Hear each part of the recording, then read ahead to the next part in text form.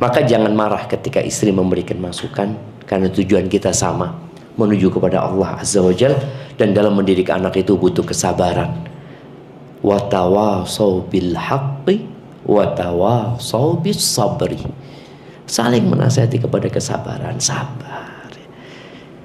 Ada anak yang kadang kala dikasih tahu sekali nggak mau, dibangunkan untuk sholat sekali, 2 kali, 3 kali, sampai ibunya nyerah. Nggak boleh nyerah. Wis kesel aku, jangan. Dan jangan sampai anak itu mendengarkan ibunya kesel. Jadi dalam bayangan anak, ibuku ini adalah pahlawan gitu. Assalamualaikum warahmatullahi wabarakatuh. Alhamdulillah alladzi bi ni'matihi tatimmus shalihat. Segala puji bagi Allah Jalla Jalaluhu yang karena nikmatnya kebaikan-kebaikan menjadi sempurna. Segala ketaatan yang dapat kita lakukan, bahkan kehadiran kita di tempat ini adalah murni karena rahmat dan kasih sayang Allah kepada kita. Walaupun banyak di antara kita yang ketika menghadiri kajian dia merasa hampa, atau kadangkala dia berpikir terpaksa dia sampai ke tempat ini. Ketahuilah bahwa di antara nikmat yang Allah berikan kepada kita, nikmat yang paling agung adalah nikmat iman. Dan ternyata iman itu dapat mati. Iman itu, kita sering mendengar ungkapan al-imanu yazidu wa yanqus. Iman itu bertambah dan berkurang. Al-Imam Ahmad menyebutkan iman itu yazid, bisa bertambah sampai ke langit sana. Wa yanqus hatta la yabqa minhu syai'. Dan dia bisa berkurang sampai habis, sampai tidak tersisa dari keimanan itu. Dan Nabi Muhammad sallallahu alaihi wasallam mengatakan innal iman la yakhlaqu fi jawfi ahadikum. Sesungguhnya iman itu dapat menjadi usang di dalam hati kalian seperti usangnya pakaian kalian.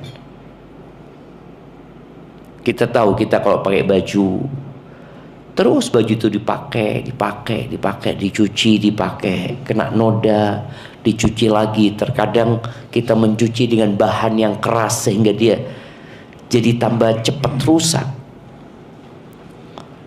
Dan sebagian pakaiannya sudah dibuang karena dia berpikir pakaian itu sudah tidak layak pakai. Dan iman kita mengalami seperti itu.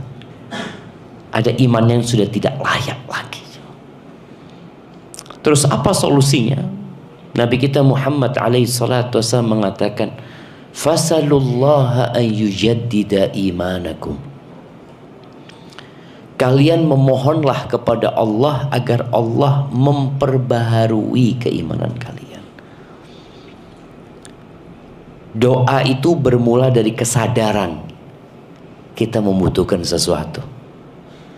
Maka kita dapat rasakan kalau kita sedang butuh sesuatu sama Allah, kita doa, kita minta sama Allah SWT. Bahkan sholat tahajud, bahkan kita mencari waktu-waktu yang mustajab. Kenapa? Karena kita sedang butuh. Tapi sebagian nggak butuh atau nggak merasa butuh kalau imannya sedang tidak layak pakai. Dia seharusnya memohon kepada Allah agar diperbaharui keimanannya.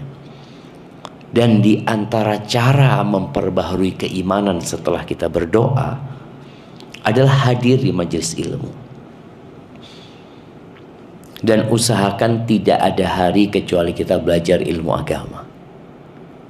Imma dengan menghadiri pengajian, atau dengan mendengarkan kajian, atau dengan membaca kitabullah tabaraka wa ta'ala, membaca Al-Quran dan mentadabburi maknanya.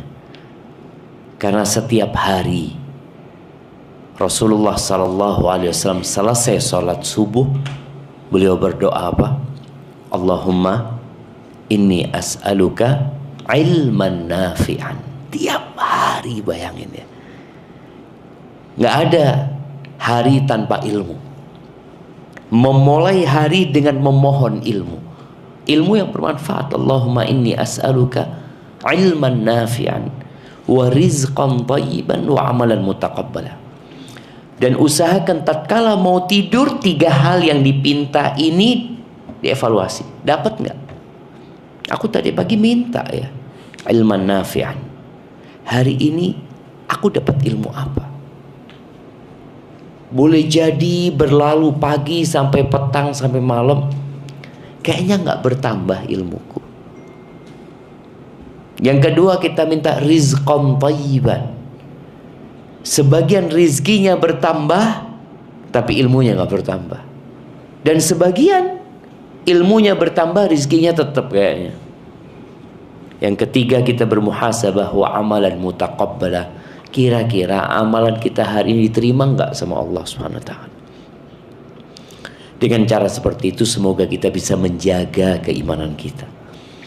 Allahumma salli wa sallim ala abdika wa rasulika sayyidina wa maulana Muhammadin wa ala alihi wa ashabihi ajma'in. Ya Allah, semoga salawat dan salam, berkah dan nikmat senantiasa Engkau curahkan untuk hamba kekasih-Mu, untuk baginda Nabi kita Muhammad alaihi salatu wassalam, untuk keluarga beliau, untuk istri-istri beliau, untuk putra-putri beliau, dan untuk seluruh sahabat Nabi. Semoga Allah meridhai kita bersama mereka. Amma ba'd. Tema kita hari ini apa Ustaz? Orang tuamu surgamu atau nerakamu? Siapa yang dituju dengan tema ini? Yang memilih tema ini Anda nggak tahu siapa. Yang dituju siapa kira-kira? Jemaah, anak-anak yang masih muda-muda ini, atau bapak-bapak, ibu-ibu yang sudah tua? Karena subhanallah, kita semua itu anak. Siapa yang mengaku bukan anak? Karena saya sudah tua, saya bapak-bapak, tetap anak. Engkau nggak lahir tahu-tahu ditemukan di jalan gitu ya, muncul seret. Enggak. Tema ini untuk semuanya. Jadi jangan sampai berpikir tema ini nak rungokno nak, masya Allah. Loh, bapak anak wisan, bapak rungokno wisan. Iya. Karena berapapun umur kita, kita tetap anak. Walaupun bapaknya sudah meninggal dunia. Sama sebagaimana anak kita punya kewajiban berbakti kepada kita, kita pun punya kewajiban berbakti kepada orang tua kita. Ahibati fillah, Allah Azza wa Jal berfirman, Innal abrara lafi na'im. Sesungguhnya orang-orang yang baik itu berada dalam kenikmatan. Siapa yang disebut orang-orang baik? Abdullah bin Umar mengatakan, innama sammahumullah abraran. Allah menyebut mereka itu, penghuni surga itu, dengan abrar. Orang-orang baik, orang-orang berbakti. Li'annahum barrul aba, karena mereka berbakti kepada orang tua mereka, wal abna, dan mereka berbakti kepada anak-anak mereka. Jadi kewajiban kita berbakti kepada orang tua setara dengan kewajiban kita berbakti kepada anak-anak kita. Kama anna liwalidika 'alaika haqqa, kata Abdullah bin Umar bin Khattab, sebagaimana orang tuamu punya hak, kadzalika liwaladika 'alaika haqqa, begitu pula anakmu punya hak. Sebagian orang tua menuntut anaknya berbakti, tapi dia lupa bahwa orang tua punya kewajiban berbakti kepada anaknya. Dan kita punya kewajiban berbakti kepada orang tua kita. Ahibati fillah, semua tahu dengan hak anak-anaknya, dan semoga kita semua tahu ya. Sayangnya kadangkala hal ini tidak diajarkan di sekolah. Kita belajar HAM, hak asasi manusia, itu dikaji di berbagai perkuliahan. Tapi hak anak, Anda nggak tahu, bapak-bapak yang ketika kuliah dulu belajar hak-hak anak ada. Nah, Anda nggak tahu, Anda mau tanya makanya. Kalau bicara kuliah agama mungkin kita diajari, dibahas. Tapi kalau yang kuliah umum ada nggak? Ada. Di pelajaran PPKN ada nggak pelajaran tentang hak-hak anak? Hak orang tua kayaknya ada, berkaitan dengan berbakti kepada orang tua ya, menghormati orang yang lebih tua. Tapi berkaitan dengan hak anak-anak kita sepertinya nggak dipelajarin. Kemudian hak pasangan kita. Siapa bapak-bapak yang ketika kuliah, lulus kuliah, tahu dengan hak-hak istrinya? Dia mengatakan, alhamdulillah, lulus kuliah, anak tahu dengan hak-hak istri anak. Ada nggak? Jamaah anak tanya beneran ini, jangan antum lihat seperti itu. Dijawab gitu, ada apa enggak? Mungkin sebagian fakultas belajar, sebagian fakultas enggak. Iya, ada yang belajar enggak? Lulus kuliah, dia faham dengan hak-hak istrinya? Enggak. Jadi antum nikah nggak tahu sama haknya istri. Yang penting kasih makan sudah gitu kan. Sepertinya emak-emak sama. Lulus kuliah, yang kuliah ya, yang lulus SMA, lulus kuliah, juga nggak diajarin tentang hak-hak suami. Kenapa kemudian muncul generasi emak-emak yang mungkin kurang menghargai suami? Sebagaimana muncul generasi bapak-bapak yang kurang perhatian kepada istri. Yang dampaknya anak-anak nanti. Lu gimana ini suami istri nggak tahu dengan hak-hak mereka? Kecuali kalau sudah mau cerai, baru belajar apa haknya gitu kan. Dituntut cerai, baru dia belajar. Ahibati fillah, usahakan jangan memulai sesuatu kecuali kita punya ilmunya. Apapun. Mau piara burung, kalau tahu sama burung kutilang antum ya, insya Allah tahu. Antum piara burung kutilang, antum kasih makan sosis, berapa hari dia bertahan hidup? Mati itu burungnya. Padahal antum sayang. Enggak Ustaz, yang ana makan ana berikan kepada dia sebagai bentuk kasih sayang. Mati. Jadi nggak hanya pakai perasaan, tapi pakai ilmu. Sehingga kita tahu bagaimana cara membangun rumah tangga.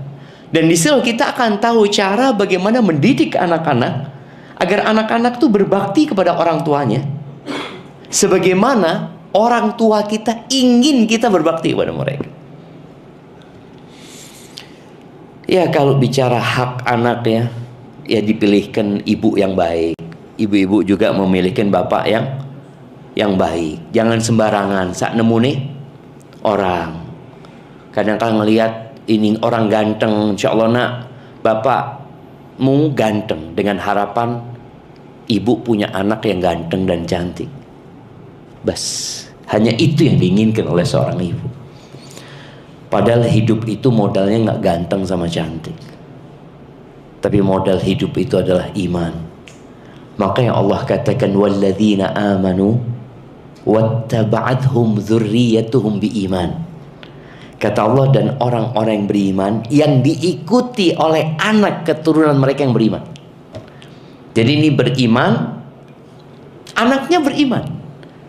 Ya tentunya karena pendidikan orang tuanya. Apa yang akan terjadi? Alhaqna bihim dzurriyyatahum. Maka kami akan gabungkan mereka dengan anak keturunan mereka di surga Allah Azza wa Jalla. Yang mungkin wa ma alatnahum min amalihim min syai', kullu mri'in bima kasaba rahin. Kata Allah, kami nggak akan kurangin amalan mereka. Jadi yang di surga yang tinggi nggak akan turun. Anaknya ada di surga nomor 5, bapaknya di surga nomor 1. Bapaknya nggak diturunin sama Allah, anaknya yang dinaikkan sama Allah Subhanahu wa taala. Maka di sini tugas orang tua berat ya. Kalau bicara hak sebelum menikah, hak sebelum anak itu lahir, kemudian hak setelah anak itu lahir ya, dipilihkan nama-nama yang baik, hak pendidikan, hak nafkah. Ada banyaklah hak-hak itu, semoga kita orang tua sudah melaksanakannya. Karena sebelum anak itu ditanya tentang kita, kita dulu sama Allah akan ditanya tentang anak itu. Kita kan kadang-kadang kalau dapat anak durhaka, nah engkau bakal ditanya sama Allah, nah, tentang hak-haknya ibu. Ada ibu yang sakit hati seperti itu. Sang anak mengatakan, loh, ibu juga akan ditanya sama Allah tentang anak. Dan memang yang akan ditanya dulu ya bapaknya dulu. Kullukum ra'in wa kullukum mas'ulun an ra'iyati. Tuh anak lahir dari rahimmu. Tuh anak lahir dari air manimu. Kok bisa anak itu seperti itu? Maka ditanya. Sedangkan Allah Azza wa Jalla mengatakan, ya ayyuhalladzina amanu qu anfusakum wa ahlikum nara. Wahai orang-orang yang beriman, jagalah diri kalian dan keluarga kalian dari api neraka. Itu perintah Allah kepada orang tua. Perintah Allah kepada suami sebelum kepada istri. Kalau sang ayah umpamanya sibuk sehingga tidak bisa memberikan pendidikan kepada anak-anaknya, maka sang istri bertanggung jawab. Berapa banyak orang tua yang harus kerja keras, yang harus lembur. Istri nggak tahu, anak-anak juga nggak tahu. Anak-anak taunya fulus. Betul anak-anak? Taunya ayah fulus, apalagi yang kuliah. Yang kuliah ini kok akhir bulan, assalamualaikum ayah, fulus kayaknya belum ditransfer ayah. Siap. Ana tadi ke masjid Muhajirin di belakang. Ana lihat bapak-bapak tiduran di masjid. Capek dia kerja. Anaknya nggak tahu, istrinya juga nggak tahu. Mungkin dia tidur di jalanan. Mungkin itu ayah harus bekerja dimaki oleh bosnya, oleh atasannya. Dia bekerja capek, lelah, kemudian dia berikan kepada anaknya, kepada istrinya. Terkadang dia nggak punya waktu untuk mendidik itu anak-anak, tapi tetap bapak-bapak harus mengkhususkan waktu. Kalau engkau nggak punya waktu dan nggak punya ilmu, jangan salah pilih istri. Jangan salah. Maka anak ingat dengan seorang kawan di Surabaya yang mengatakan, anak banyak berbuat kesalahan dalam kehidupan ini Ustaz, tapi alhamdulillah anak nggak salah pilih istri, kata dia. Benar dia pilih istri, sehingga dia berada dimanapun anak-anaknya benar, karena ibunya benar. Maka tolong bagi para ibu, ketika suaminya tidak bisa menjalankan tugas ini, jangan kemudian mengatakan, loh suamiku Ustaz, bapaknya Ustaz. Sudah, jangan. Itu tidak menyelesaikan masalah. Ketika suaminya tidak bisa menghandle, engkau handle dan engkau dapat pahala gitu. Jangan berpikir itu kan tugasnya suami. Nah, tapi suamimu mengangkatmu sebagai wakil dia di tempat itu. Maka jagalah anak-anak juga dari api neraka. Dengan cara apa? Allimuhum wa adibuhum. Ajari mereka. Ya, sama-sama sibuk lah. Bapak-bapak sibuk di luar, ibu-ibu sibuk di rumah, apalagi ibu rumah tangga. Tapi kesibukanmu tolong fokuskan kepada anak-anak ya. Kalau engkau ingin anak-anak berbakti, ya kita yang berbakti dulu sama mereka. Walaupun tidak selalu hasilnya sesuai dengan yang diinginkan. Kita dulu mendengar peribahasa buah jatuh tidak jauh dari pohonnya. Iya, kecuali dibawa kelelawar. Antum lihat di rumah ana itu ada buah jatuh terus, ana lihat loh, nggak ada pohon itu di situ. Ternyata ada kelelawar ambil buah di tempatnya orang, tapi makannya di tempat kita. Itu kadang-kadang terjadi sama anak kita. Makanya ketika orang tua ngeliat, ya Allah nak, kok kayak gini kon nak ya, nggak dalam bayangan orang tua. Ya tadi boleh jadi ada yang bawa gitu. Di sini tugas orang tua lagi bagaimana menyelamatkan supaya itu anak nggak jauh-jauh gitu. Melakukan kontrol kepada anaknya, pengawasan kepada anaknya. Karena yang namanya menjaga ini bukan hanya dikasih tahu, tapi dikasih bimbingan, dikasih pendampingan ya. Karena juga banyak orang tua ya terus terang anak kadang-kadang ditegur sama istri. Bang, abang itu punya waktu buat orang-orang. Kapan waktu buat anak-anak? Sampai akhirnya anak nabung duit, anak ngomong insya Allah kita berangkat umroh semuanya. Karena bapaknya biasa bahwa jemaah umroh, bimbing jemaah lagi lu. Ini anak-anak kapan dibawa sama bapaknya? Anak ngomong iya ya. Subhanallah syallah. Maka hendaklah suami istri dalam mendidik anak-anak ini perlu watawasau bil haq, watawasau bis sabr. Jadi ketika sang suami melihat ibunya teledor,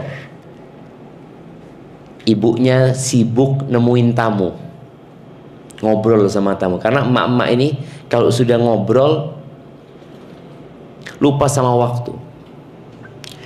Supaya anaknya tidak ganggu, kasih apa?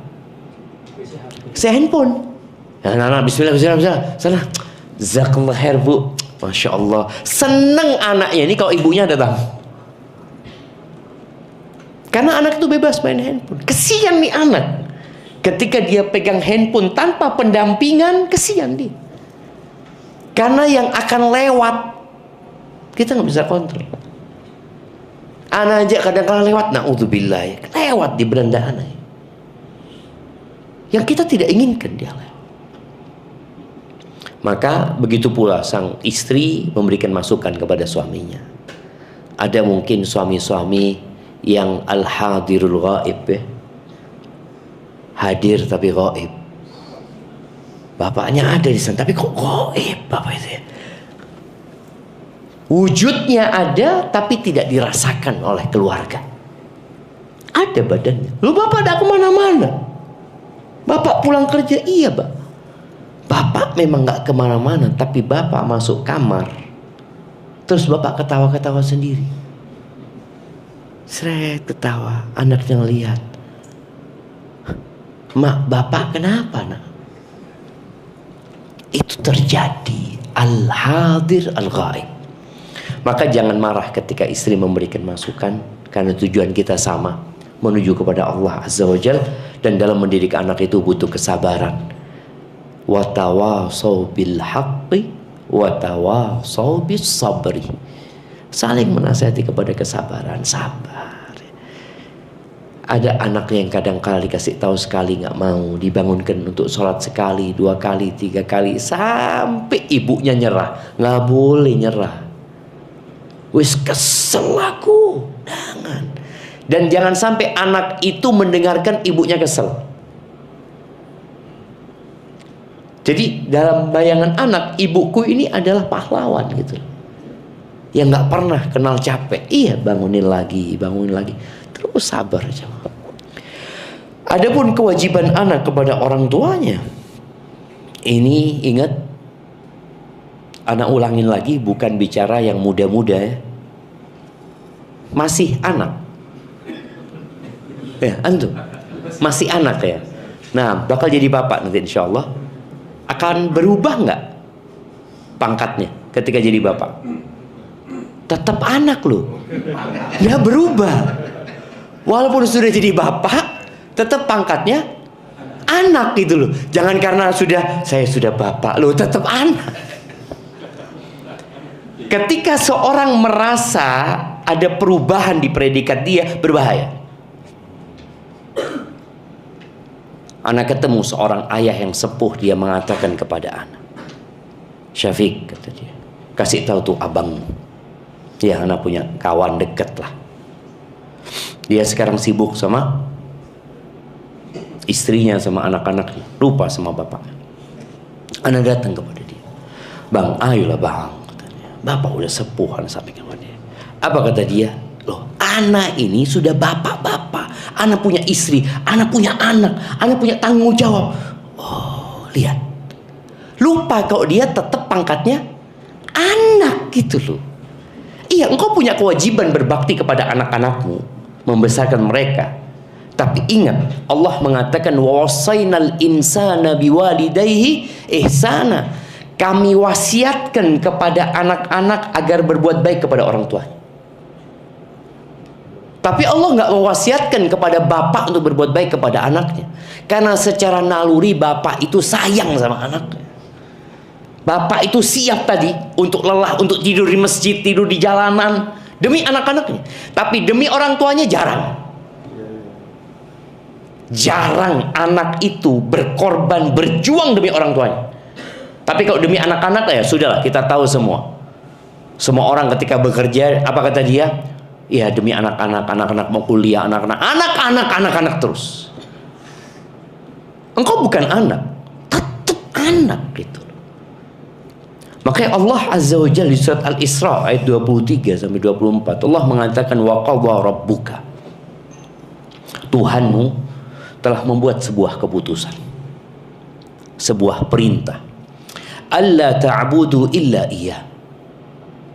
Apa keputusan Allah? Engkau tidak boleh beribadah kecuali kepada Allah. Itulah la ilaha illallah. Kemudian yang kedua, wabil walidaini ihsan. Yang kedua, engkau berbuat baik kepada kedua orang tuamu.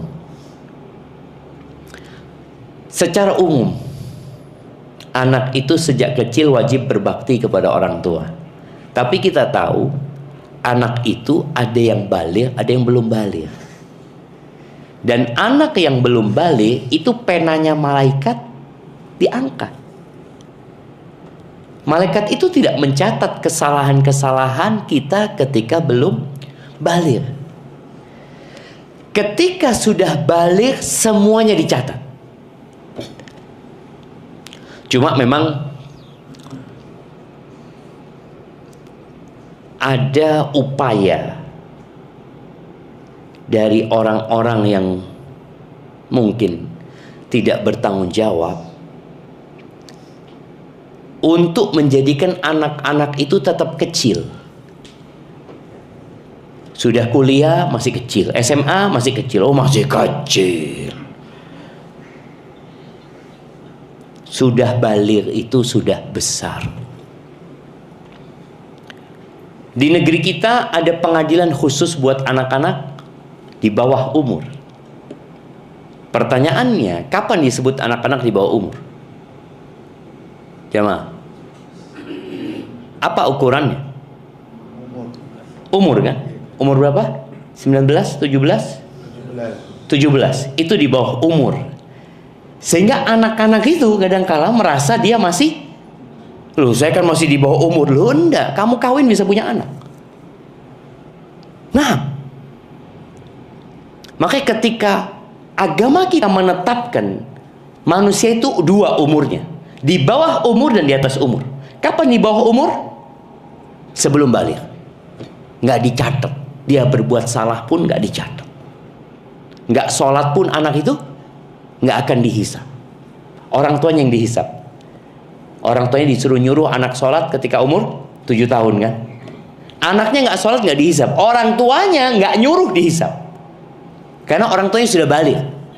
Dia sedang melakukan pendidikan, proses pendidikan supaya anak ini sholat. Maka tadi ketika bicara anak itu sudah balik, semua hukum-hukum Islam itu berlaku. Makanya kalau kita membaca syaratnya puasa, syaratnya sholat, syaratnya ini akil balik, akil balik, haji akil balik. Sekarang orang kalau haji umur 15 tahun dan sudah balik, sah nggak hajinya? Sah dia. Maka perintah berbakti kepada orang tua ini buat semuanya sejak kecil. Tapi setelah balik dia lebih wajib lagi untuk berbakti kepada orang tuanya. Maka jangan berpikir aku masih anak-anak. Kemudian Allah ceritakan imma yablughanna 'indakal kibara. Ini penjelasan tentang fase dalam kebaktian kepada orang tua. Anak-anak muda ini, kita nggak usah bicara anak-anak kita lah. Ketika kita masih muda, kita itu masih butuh sama orang tua. Kita berbaktinya karena takut sama orang tua. Takut nggak dikasih uang, takut dipukul, takut dihukum. Ada ketakutan. Sehingga kita berbakti terpaksa. Seharusnya muslim berbakti, kenapa? Karena Allah nyuruh aku berbakti. Dan kita tahu kebaktian kepada orang tua ini membuka pintu rizki. Kebaktian kepada orang tua ini membuat kebahagiaan di dunia dan akhirat. Jadi kalau anak-anak bertanya, aku berbakti sama orang tua ini dapat apa? Engkau dapat kebaikan dunia dan akhirat. Yakin, yakin. Ketika engkau durhaka, walaupun engkau kaya, walaupun engkau sukses. Ini anak-anak, anak kalau bicara anak-anak, anak termasuk anak-anak kan. Ini anak-anak ada perbedaan antara sukses dan kebahagiaan ya. Sukses itu yang dia inginkan dia raih. Dia punya mobil, punya ini. Tapi pasti bahagia atau tidak? Belum tentu dia bahagia. Belum tentu dia bahagia. Maka Allah mengingatkan, ketika orang tuamu sudah sepuh, ahaduhuma au kilahuma, yang satu atau dua-duanya. Karena kadangkala ada orang tuanya yang laki-laki menikah dengan ibu yang masih muda.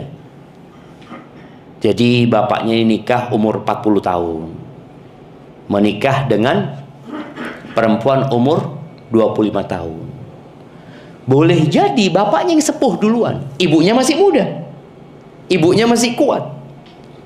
Allah katakan apabila salah satu dari kedua orang tuamu sudah tua atau dua-duanya, fala taqul lahuma uffin, jangan engkau berkata kepada keduanya kata-kata uff, sebuah ungkapan yang menunjukkan ketidakridhaan, tidak senang. Jangan. Dan Allah sebutkan di ayat ini indaka. Biasanya orang kalau sudah sepuh itu hidup sama anaknya. Dan sebagai kebaktian anak kepada orang tua, engkau kalau tanya, ibumu hidup sama engkau? Jawabnya jangan iya. Tapi jawabnya enggak. Aku yang hidup sama ibuku. Aku yang hidup sama ibuku. Bukan ibuku hidup sama aku. Aku yang hidup sama ibuku. Ibuku ini yang hamil aku. Ibuku ini yang melahirkan aku. Ibuku ini yang menyusui aku. Dan biasanya ketika orang tua sudah sepuh, dan tadi bahasanya ikut sama anaknya, ya ada perubahan sikap.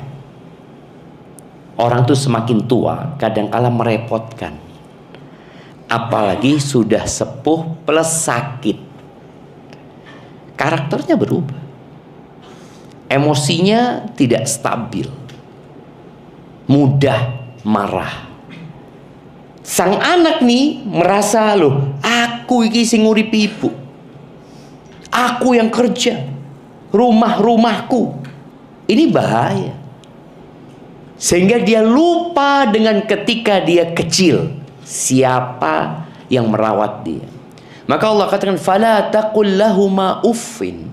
Jangan berkata apalah ungkapan-ungkapan, jangan gitu. Mungkin kau nggak suka, tapi tahan, sabar. Wala tanharhuma. Jangan menghardik keduanya, apalagi ngangkat suara. Jangan. Para ulama menyebutkan makna wala tanharhuma, di antara maknanya jangan menghalangi yang orang tua inginkan sedangkan engkau mampu untuk memberikan dan tidak membahayakan orang tua. Buat ibu-ibu nih, mana yang lebih wajib buat suami? Pertanyaan buat ibu-ibu ya. Memberikan nafkah kepada istri atau kepada orang tua? Ibu-ibu, ada mic di sana? Sudah. Istri, Ustaz. Istri. Yes.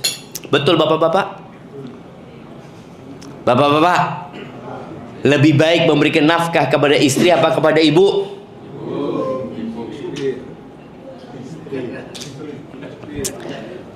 Ibu-ibu, katanya bapak ibu-ibu.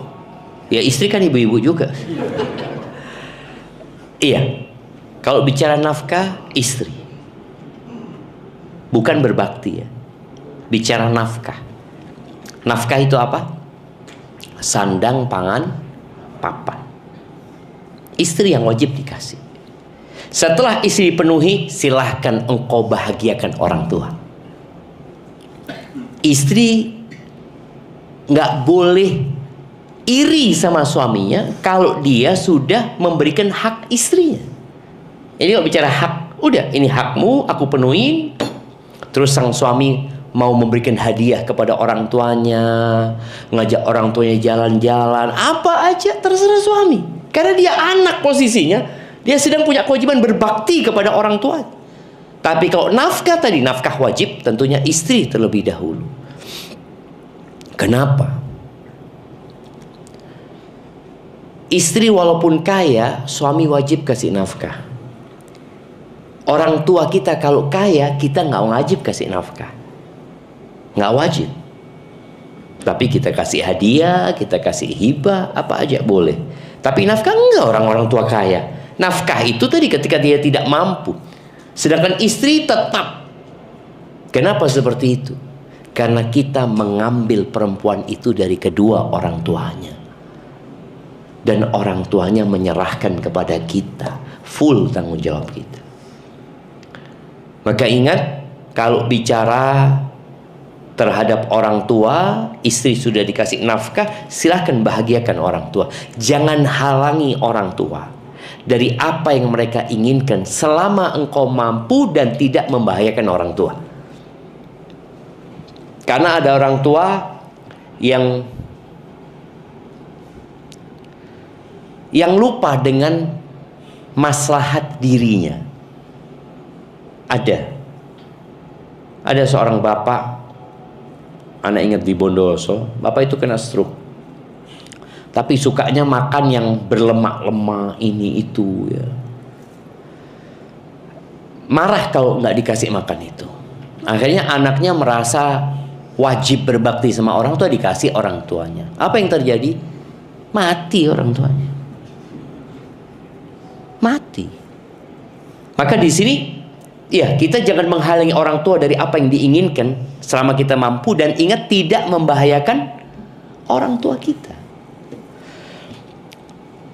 Lalu Allah katakan wa qul lahuma qawlan karima. Bicara sama orang tua itu milih.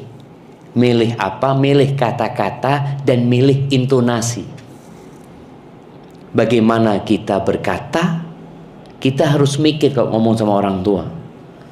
Makanya buat teman-teman nih yang mau menegur orang tuanya tapi takut orang tuanya sakit hati atau takut dia nggak bisa milih kata-kata, jangan bicara, tapi tulis.